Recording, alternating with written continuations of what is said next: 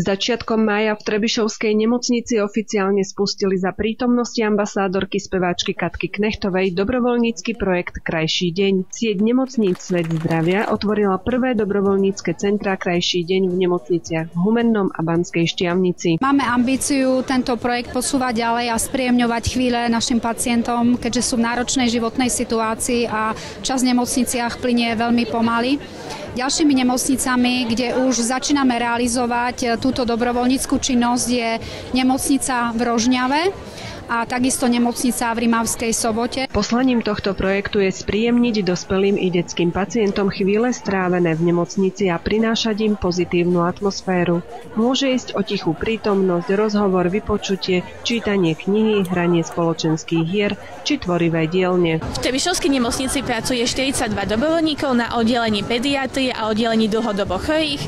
Na oddelení pediatrie sa deti hrajú s dobrovoľníkmi, robia rôzne aktivity, maľujú si, hrajú sa s plastelínou, čítajú knihy a na oddelení dlhodobo chorých tam predovšetkým ide o rozprávanie, komunikáciu s pacientami, kedy vlastne spomínajú na minulé zážitky, ktoré zažili počas svojho života. Samozrejme primárne prináša veľa tým pacientom, ktorí častokrát sú vlastne na nemocničnom lôžku, sú odlúčení od svojich blízkych, či už sú to seniori alebo sú to deti.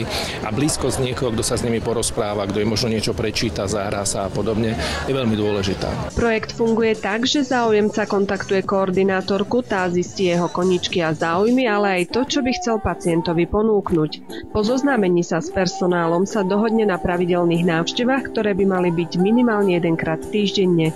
Dobrovoľníkom sa môžete stať, ak máte 17 rokov a viac, dobrý zdravotný stav, správnu dávku empatie a pozitívnu náladu. Ja si myslím, že to je úžasná vec, pretože všetci vieme, že keď sú ľudia nejakým spôsobom naozaj dlhodobo chorí a musia byť v tej nemocnici, tak práve ten dobrý pocit, emócie, nejaký pozitívny element, ktorý ten zdravý človek dokáže priniesť tomu chorému človeku, je niečo, čo im do infúzií tí doktori dať nemôžu.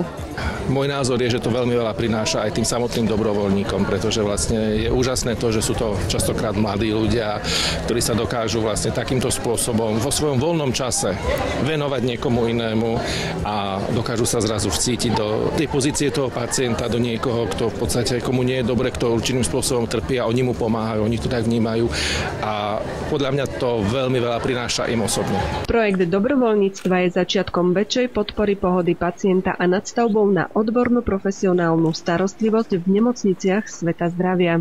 No ja mám z toho stále lepší a lepší pocit. Mám pocit, že sa o tom už viac hovorí, že ľudia už to začínajú tak pomaličky evidovať.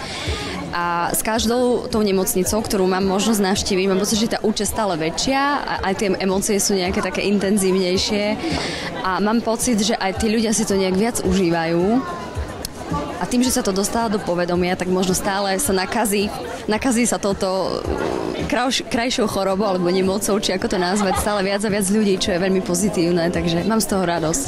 Samotný personál tých oddelení to vníma veľmi pozitívne práve preto, že aj deti, pokiaľ majú takúto vlastne zábavu alebo proste rozptýlenie počas tej hospitalizácie v nemocnici, tak samozrejme sú spokojnejšie, sú šťastnejšie, sú usmievavé a ono sa to potom úplne inak vlastne aj ten priebeh liečby u nich vyvíja. Speváčka Katka Knechtová venovala pri tejto príležitosti dobrovoľníkom svoju pieseň Motív hlavolám. Dobrovoľníci, hostia aj pacienti si ju mohli vypočuť vo vynovenom átriu Trebišovskej nemocnice, ktoré slúži na oddych pacientom a ich návštevám. Nás môžu poznať len spoza záclon. Spievam na na na na na na na na na na na na na na na noc je sieť snov. Na na na na na na na na na na na na na na našou piesňou.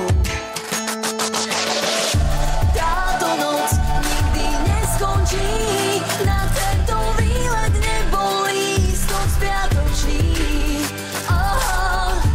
Táto noc nikdy neskončí, na